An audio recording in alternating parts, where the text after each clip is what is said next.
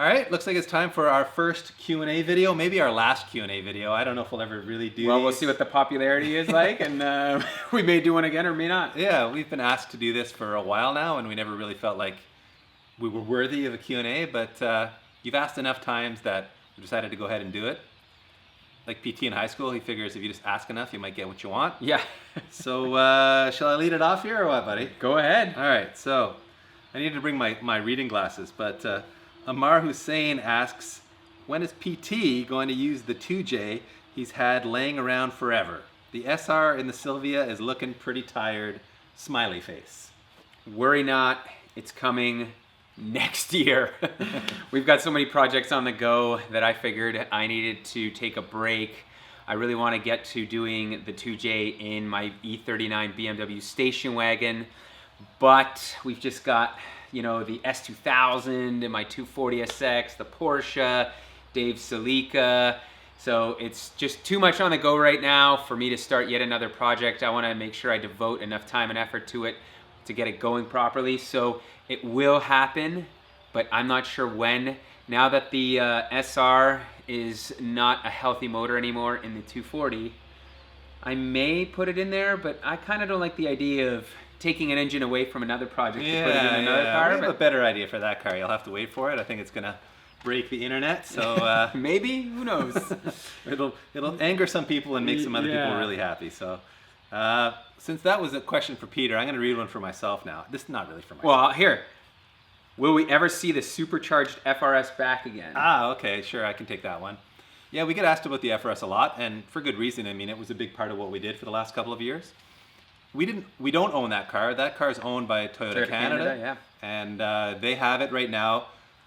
We had plans for it this year, but when Scion closed, those plans obviously went away with it. So they've been kind of sorting out what they want to do with the car on their end. We have made some proposals to them about what we'd like to do with the car. We're trying to bring trying, that car back, we're guys. trying to bring it back into the fold. We love the car. It's a blast. And when I personally kind of feel like there's still a lot of potential in that car. Agreed. I want to put the bigger supercharger on it. Yeah, just do some more further put some track slicks development. on it. Yeah. That car could go really fast with just like a little bit more development. So hopefully we'll get it back. If we don't, we've got other FRSs at our disposal. All right, next question. Pete, you got one there? Or I do. This one's actually really good. All right. If you had 10K to spend, what would your car mods be to set the fastest lap possible at TMP? Go, 10K. Is that on any of our existing cars? On any car? I guess maybe. Let's just say any car. I got 10K in my pocket to spend on the S2000. Okay. That's pretty easy. I would put a supercharger kit on it for like $6,000. You know, it'll make 400 at the wheel. We'll build an intake so we can keep the ITBs on there with the supercharger. Then I'd throw a set of slicks on it, which is probably going to be another $3,000. So we're 9 or 10 grand into it right there. But with 400 at the wheel and slicks, that car is going to go 114s or something. It'll go really fast at that prep level. Because really everything else is in place on that car. Yeah, really. And I think if you have 10K to spend on a stock car, suspension, tires, wheels, brakes, I think are the first things I would do. Yeah, for sure. Aero, and kind of get to power last. Yeah, I mean, if you have 10K to spend and you're buying a track car that you want to go fast in, for 10K, I would go look for the usual K-swapped Honda. You can buy K-swapped Hondas all day long for 5, 6, 7 grand now. And with that other $3,000, you can do some safety stuff. You can put a fresh set of tires on it, and you'll go fast for 10 grand. So you don't need to start with a fully built S2000 to go fast. All right, next question, PT. What are some of the harder logistics of running a channel, and how often are you guys in the garage?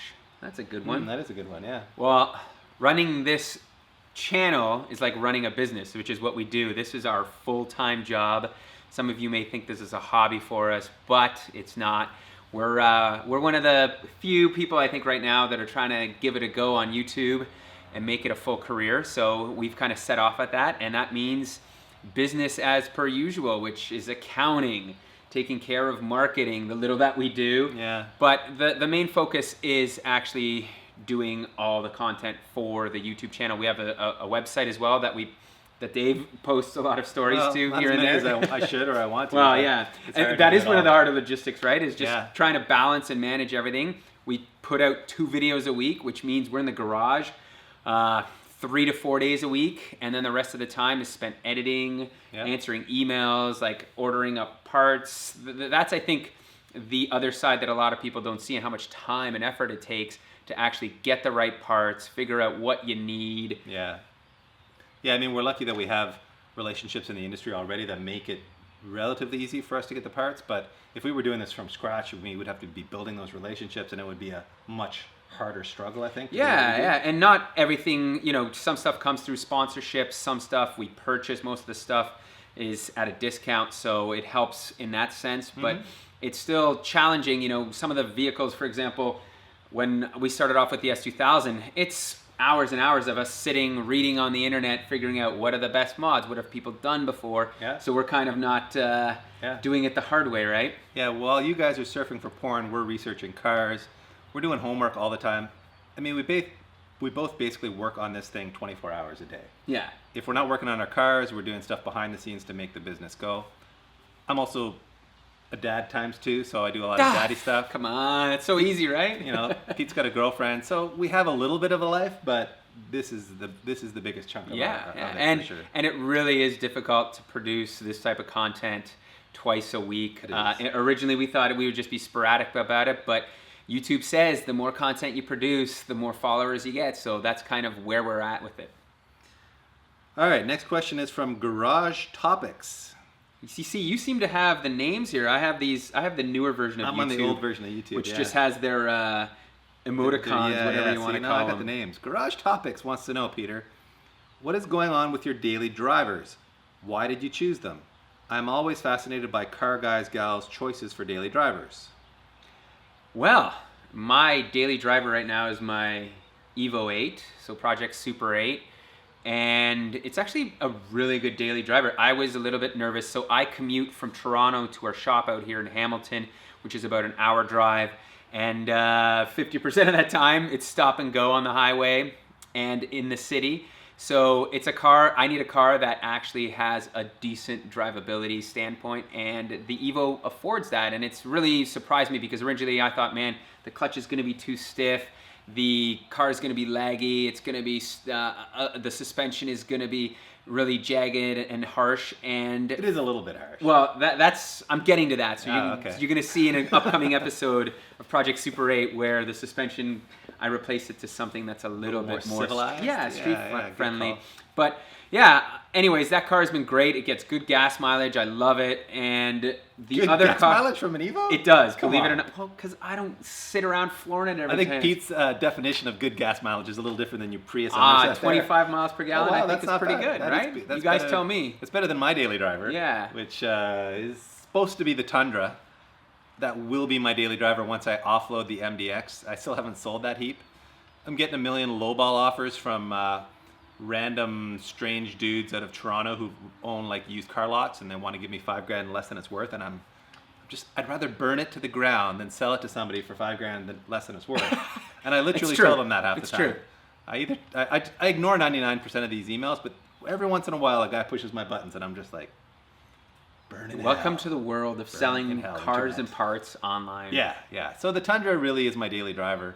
The MDX will go bye-bye, and the Celica will be my summer daily driver next year. I want to drive that thing everywhere. I want to blow minds with that car. Well, that means maybe putting back seats in it for the kids, and I was thinking a roll bar. Anyway, Celica next year. You watch. Here's a good question. Do you ever crack jokes about DP's initials? Well, I think the follow-up comment, by the way, is DP is a legend, and he has earned those initials. I think that pretty much... Thank you, Enviato. Yeah, Enviato pretty much answered the question for us. For those of you who aren't sure what the initial gag is about, may involve... Go look at multiple penetrations. Yeah. Just go watch some porn, I guess. Yeah, the old double pen joke. And I do apologize to you viewers who are watching with kids or just don't have my disgusting sense of humor. I know I push you the do boundaries have a occasionally. dirty sense of humor I am a that very dirty some man. people are offended on this channel, but guess what? We can't please everybody. No. And I like it. It actually makes my time a little bit more entertaining at the workshop. Yeah, I do it to amuse myself first, and the people around me second. And if you guys like it, great. If you don't, that's okay too. Or you can go and watch the Duggards or whatever they're called.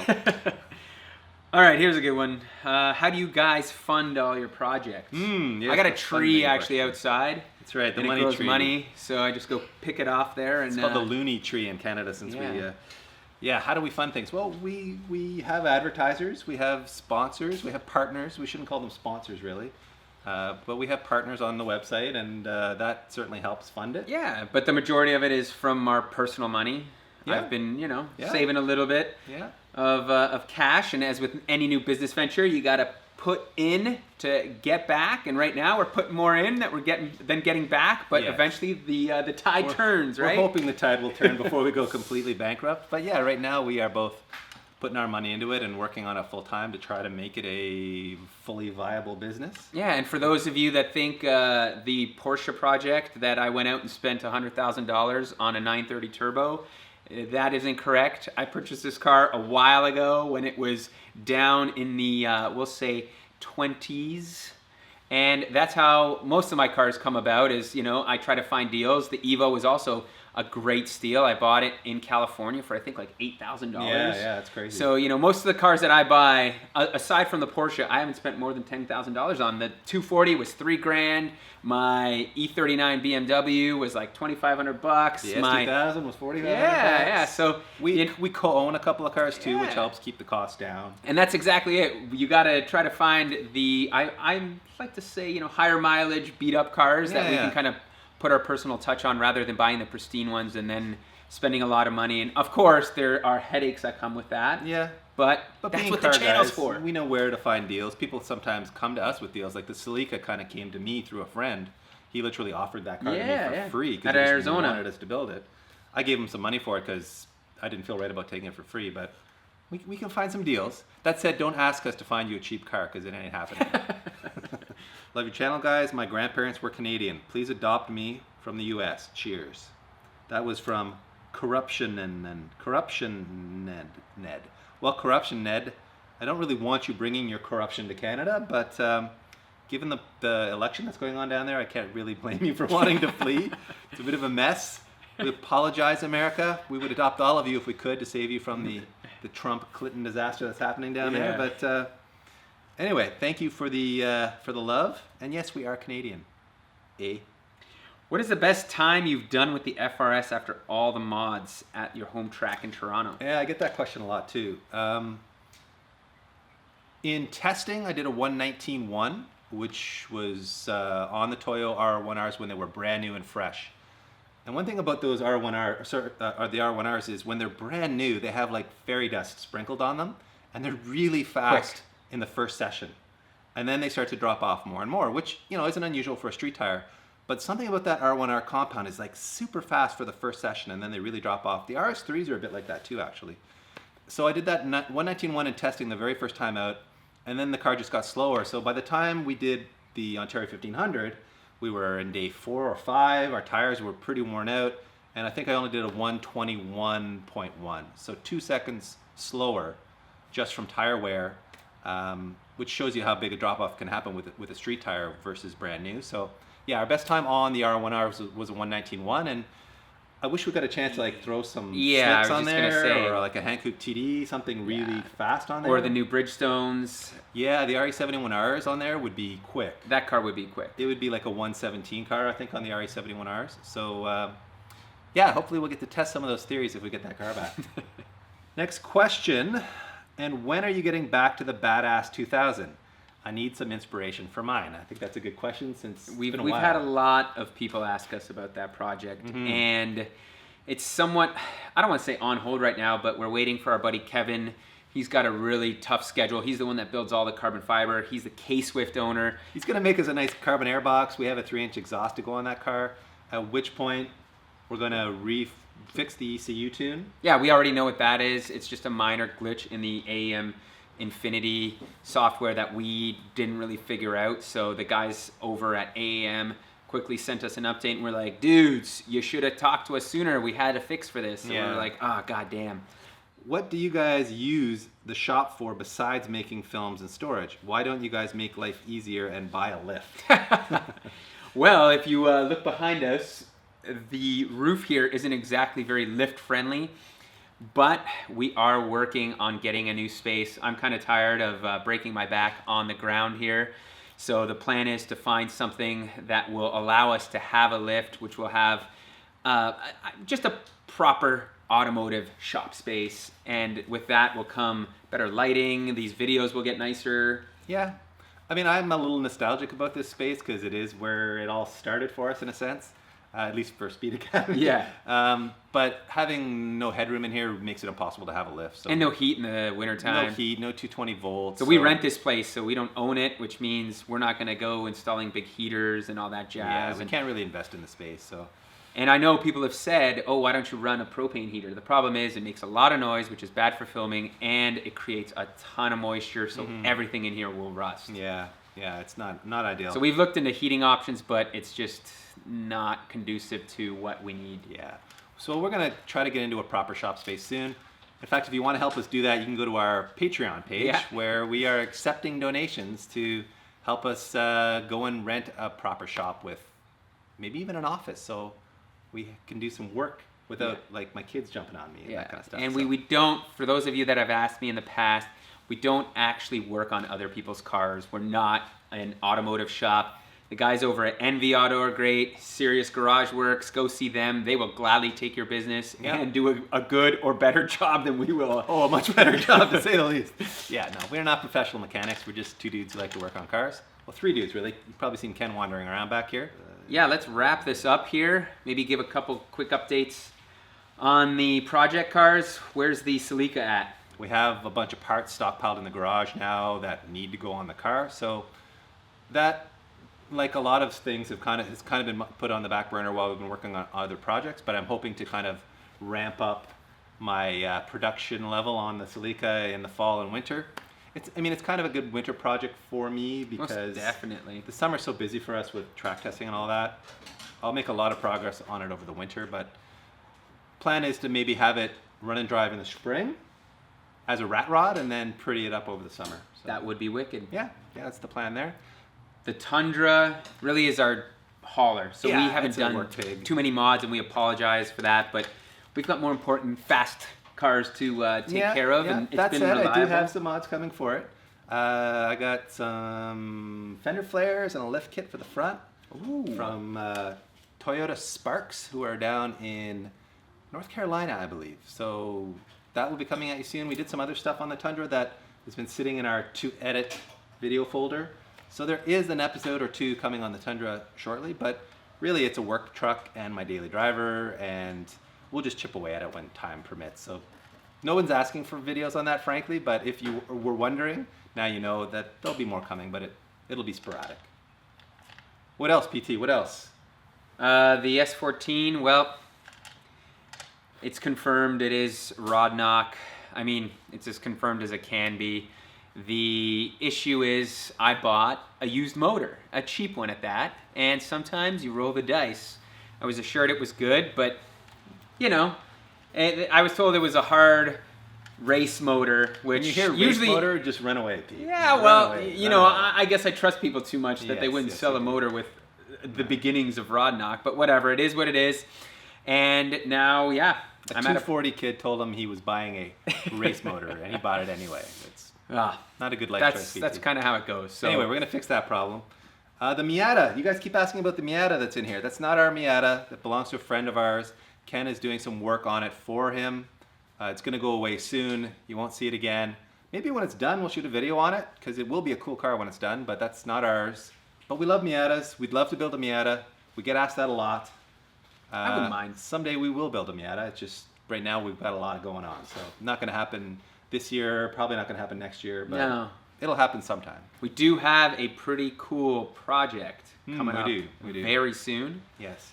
Some of you have even figured it out by looking at parts stacked at the back of the shop and like zooming in on the video and seeing part number. People. Like the sleuth work that some of you guys did was pretty impressive. Impressive, but come on. But creepy too. Yeah, a little bit creepy. Don't worry, it's coming. Yeah, you don't need to figure things out. This will be a good one. It's going to be it's going to roll out quickly. Like the whole series of videos is going to come out in a chunk. Yeah, pretty much. So you'll get to follow that one along in a much more rapid fire way than we have been able to do this summer with our other projects. So that'll roll out in the next month or so. Yeah, I think so. So yeah, watch for it.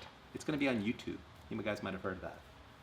And, well, we want to thank you guys for continuing to watch our content here and supporting us. So thank you very much from the both of us. Yeah. Same goes to our sponsors. Share it with your friends. Yeah, our sponsors. We should thank our sponsors who do make this possible. Actually, yeah, they're the people that make this possible They right do. now. They do. Turn 14 Distribution Yeah. is our title sponsor on our website and the title sponsor on our new project that we just talked about. So thank you very much, Turn 14. And we have a really great list of companies that we work closely with. You've seen their banners on our walls here in the shop. Or you can go to our website, click the links. Yep, go to the bottom of our front page and you'll see all our sponsors at the bottom. Or if you go to a story on the right-hand side, you'll see all our sponsors there.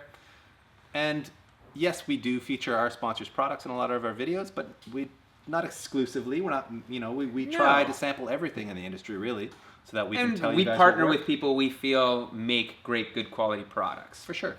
Yeah, we definitely try to use the right stuff, do it right, do it once. Not buying any crap on eBay. All right, that's it. I think we're done. Let's wrap this. That's it. Q&A over. Maybe we'll do another one if you guys You tell us. like this video 1 million times. Yes. We'll do another one. Okay. Yeah, ready. My wrinkly Rotex racing shirt. No, mine's not any better. I'm Okay. pretty dirty. Okay. I pulled this one out of the Stash over there.